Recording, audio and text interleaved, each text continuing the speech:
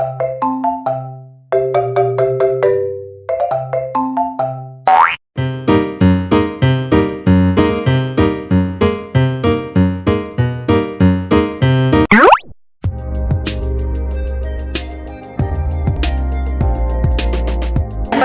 nama saya Handa Faradila Syeni dengan NIM 171562303 dari Prodi Pendidikan Akuntansi kelas A. Perkenalkan, nama saya Nadia Safwa Ramadhani dengan NIM 171562302 Prodi Pendidikan Akuntansi kelas A. Perkenalkan, nama saya Nokriska Aziza dengan NIM 171623021 dari Prodi Pendidikan Akuntansi kelas A.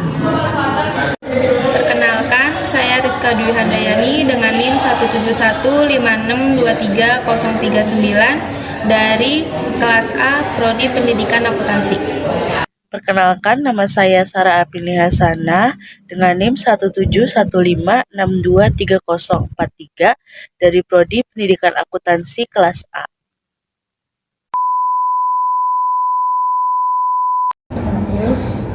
Ini nggak sih? Fotonya masukinnya kemarin gimana sih cara gitu ngedit biar foto sebelah? Nah itu siapa yang ngedit doang tiba-tiba begitu.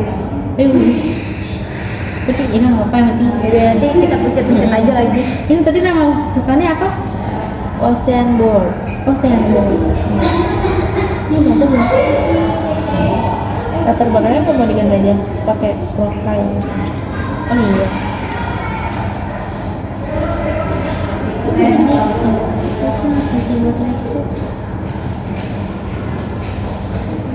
Ini kita diganti profil aja ya. Ya.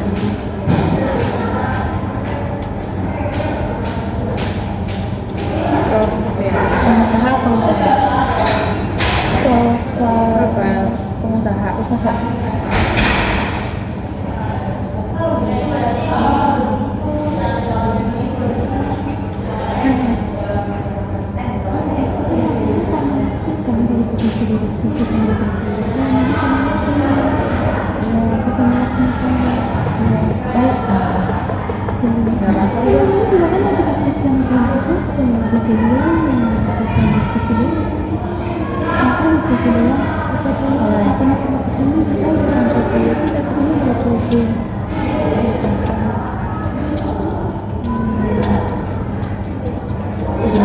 Iya, ini kan dalam bidang jasa kan.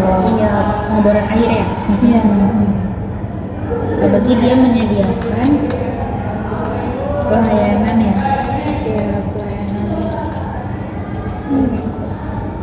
Berupa pengeborannya tuh pada sumber air. Untuk menghasilkan air bersih. Untuk kalau untuk menghasilkan air bersih. Nah, kapan tuh berdirinya tuh? Kemarin sih dari yang kita ituin berdirinya tahun 2012 ya kan? Iya, sama itu ya Bapak NN Suhedi.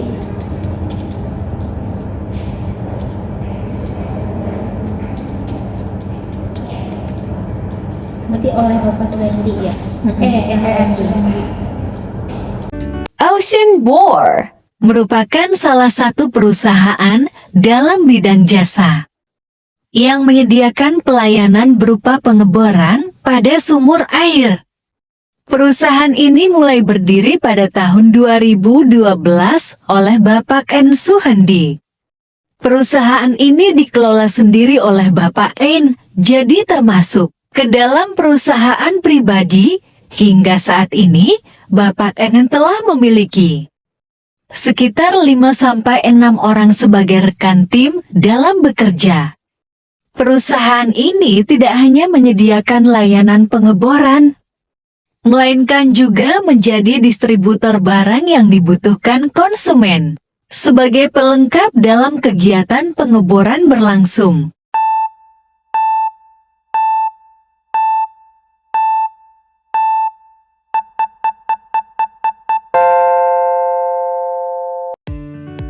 Bagaimana sistem pencatatan keuangan atau siklus akuntansi yang Bapak pakai? Dalam usaha ini, Bapak tidak menggunakan pembukuan atau siklus akuntansi, tetapi Bapak memakai sistem PO yang dimana dalam mengerjakan pekerjaannya ketika klien telah membayar DP terlebih dahulu. Kalau boleh tahu peralatan dan perlengkapan apa yang biasa Bapak gunakan dalam menjalankan usaha ini? Peralatan dan perlengkapan yang biasanya Bapak pakai itu seperti mesin bor sumur air, pipa besi, red besi, sirkulasi air, mata bor, alat transportasi seperti mobil pickup cari. Ada atau tidak sih Pak hambatan dalam menjalankan usaha ini? Kalau ditanya mengenai hambatan, tentu ada. Dalam setiap usaha pasti memiliki hambatan. Hambatan perusahaan jasa, pengeboran air. Munculnya persaingan bisnis. Beberapa faktor yang menyebabkan munculnya persaingan bisnis. Pertama, potensi pasar.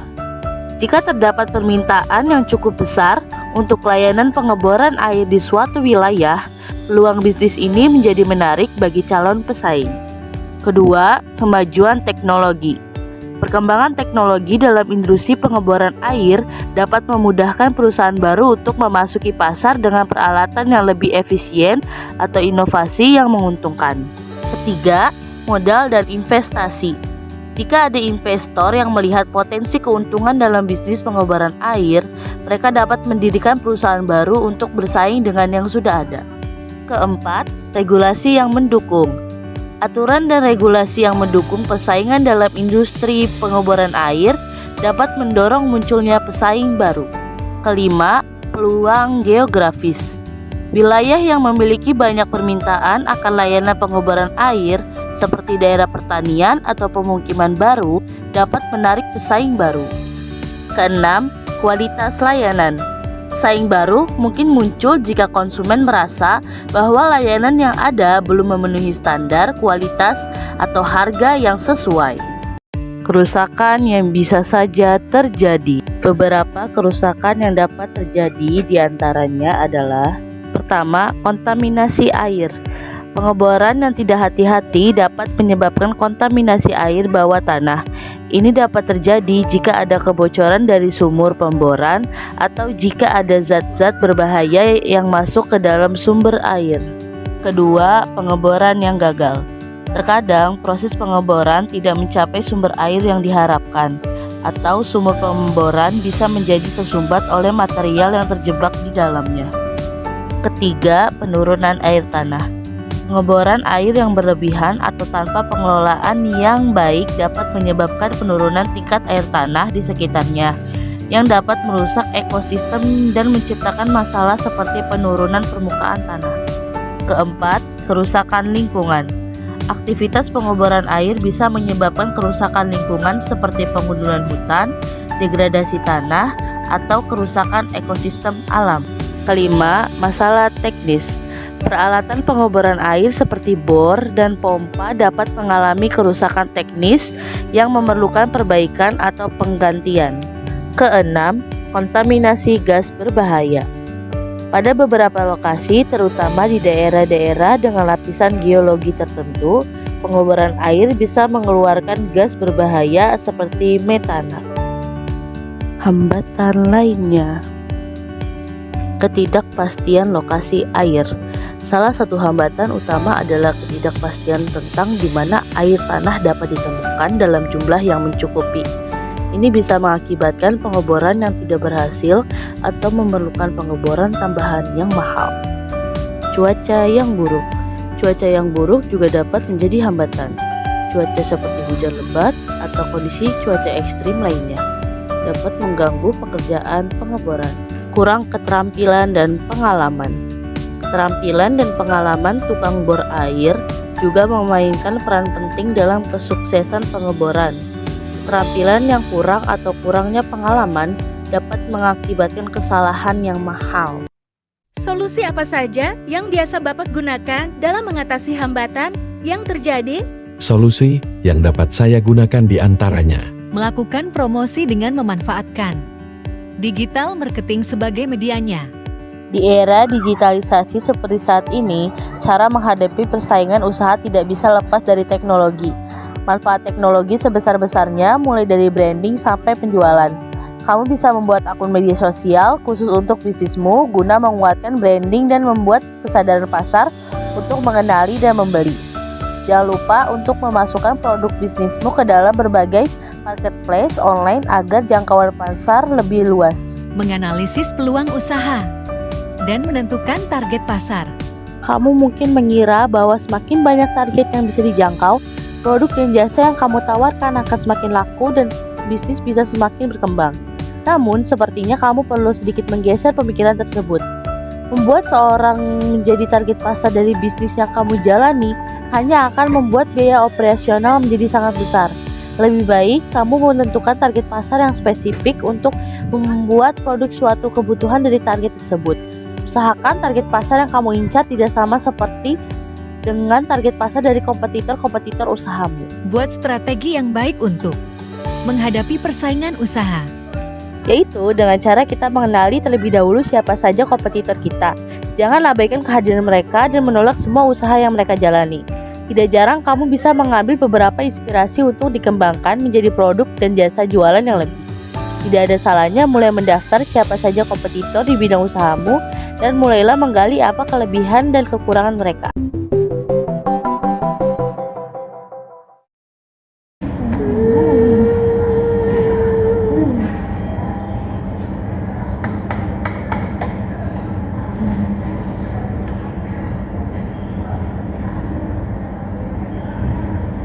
Sudah belum dek?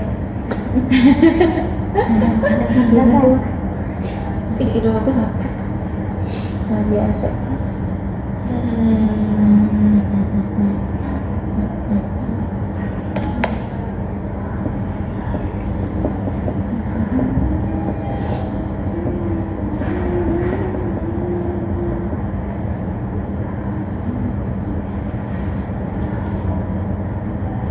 Kemarin Papa ikutin ini ya?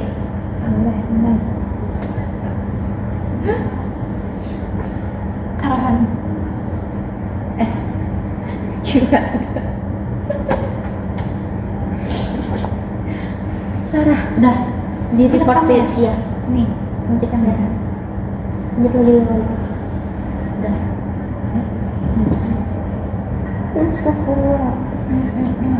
Itu apa masalahnya? Hambatan. Lanjut ke hambatan. Sesuai tadi tuh. Tadi apa kata Nadia? Hambatan. Udah muncul. Mustahil rekam gak sih? Rekam kok yang mana? Yang kalau dia ngomong hambatan loh. Yang itu kekurangan orang masuk kok. Masuk hambatan tulis ya. Oke, itu masuk ke hambatan. Terus juga tadi selain kekurangan orang tuh usahanya juga itu masih dia terhambat gara-gara banyak munculnya kayak bisnis-bisnis yang hampir sama juga. Jadi kayak secara nggak langsung tuh mereka bersaing ya. Jadi untuk mendapatkan klien ya. Terus apa lagi sih hambatannya biasanya? Harga-harganya yang lebih murah juga. Bisa. Jadi biasanya klien tuh lebih milih yang lebih murah. Ya, tapi ya ada harga ada kualitas juga ya. Apa aja tadi berarti kurangnya tenaga kerja, Sama ada munculnya persaingan bisnis. munculnya persaingan bisnis. Terus habis itu yang ketiga ada tadi kendalanya di menetapkan harga yang tepat. Menetapkan harga yang tepat.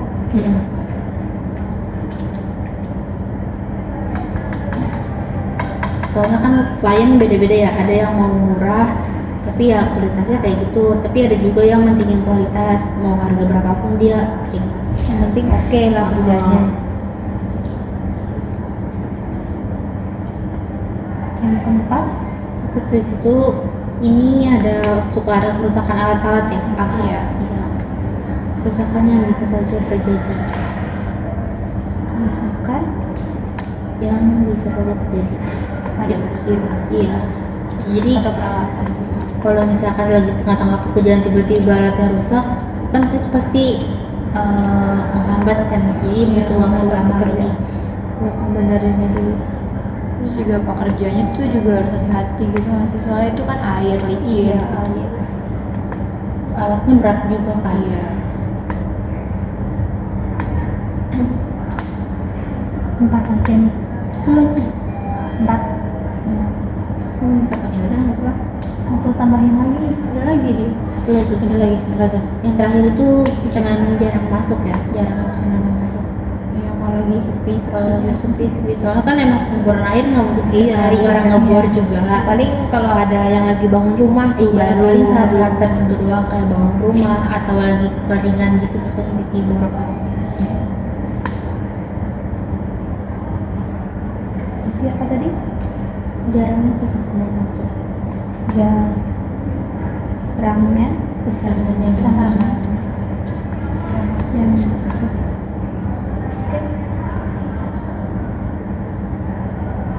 Lanjut. Lanjut, solusi nggak sih? Kan tadi udah hambatan, berarti setiap hambatan pasti punya solusi. Iya. Siapa yang pertama yang mau ngomong? Solusi. Berarti kita harus menganalisis dulu nggak sih pesaingnya tuh kekuatannya di mana, kita Iya. nyari itu dulu. Analisis atau bikin strategi Iya, lah ibaratnya iya. untuk menghadapi pesaingnya. Jadi membuat strategi yang Baik. baik untuk menghadapi pesaing. Dan itu selain analisis strategi untuk menghadapi pesaing juga pasti analisis ini nggak sih peluang sama tempat. Jadi kita nyari nih di mana tempat yang atau peluang yang bener pas nih buat perusahaan ini. Kan nggak mungkin kayak buat pengeboran air tahu-tahu tapi di pinggir laut, Iya, kan nggak bisa, kan. iya nggak mungkin. Jadi di tempat yang kekeringan gitu Iya, ya. sama targetnya juga ditentuin. Siapa nih kira-kira yang sekiranya tuh butuh buat pengeboran ini? Biasanya tuh perumahan-perumahan yang baru dibangun, klaster-klaster gitu.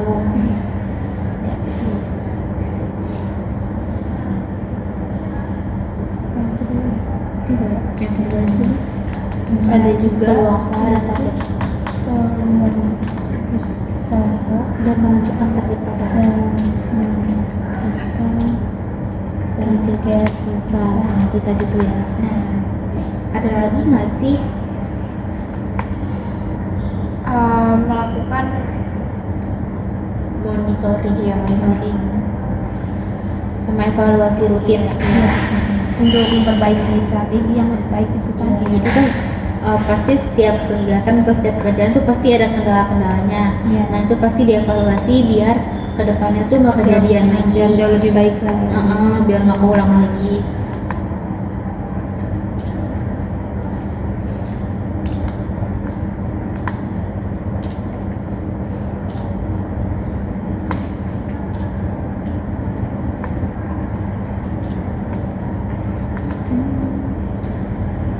Yang terakhir ya pasti promosi ya. Ya, promosi Biar dapat biar klien banyak. iya udah gitu sekarang kan udah ada media sosial. Jadi promosinya nggak harus, kalau dulu kan promosi paling dari mulut ke mulut atau kan dari brosur Iya, tempel. sekarang kan udah banyak Sekarang tuh media media sosial. sosial bisa dipasang juga di platformnya.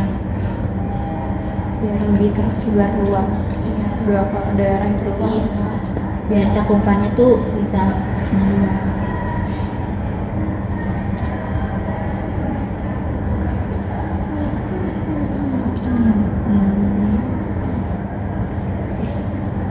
Itu udah tinggal kesimpulan. Kesimpulannya di PPT juga apa diomongin aja? Itu PPT juga boleh sih. Ini aja buat kesimpulan. Jadi kita jelasin sedikit paling 1 kalimat 2 kalimat tentang profilnya. Di situ langsung ke intinya kan dia nggak pakai siklus, tapi pakainya sistem PO. Habis itu langsung hambatan poin-poinnya aja, sama solusinya poin-poinnya aja. Jadi itu sih kesimpulan. Cakep semuanya. Mau dimasukin ke PPT? Itu di kedalaman aja. Sementara PPT yang kita bikin serius. Nggak usah, pakai penjelasan aja. Nah, di sini nggak usah. Nanti kita video. Iya. Berarti kenapa ada? Lanjut kesimpulan. Itu foto.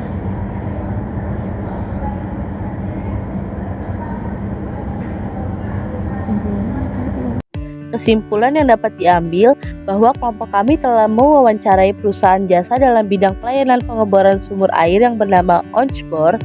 Onshbor mulai berdiri pada tahun 2012 oleh Bapak EN Suhendi yang saat ini telah memiliki sekitar 6 orang sebagai pekerjanya. Hasil dari wawancara kami bersama Pak EN mengenai siklus akuntansi perusahaan adalah Onshbor tidak memiliki siklus atau pembukuan akuntansi yang spesifik.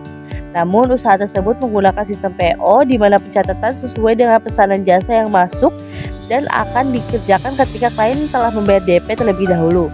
Adapun hambatan dalam usaha Onshbor Pak EN yaitu adanya persaingan bisnis dalam bidang yang sama, menentukan harga yang tepat, kerusakan peralatan yang mungkin terjadi, dan jarangnya pesanan yang masuk.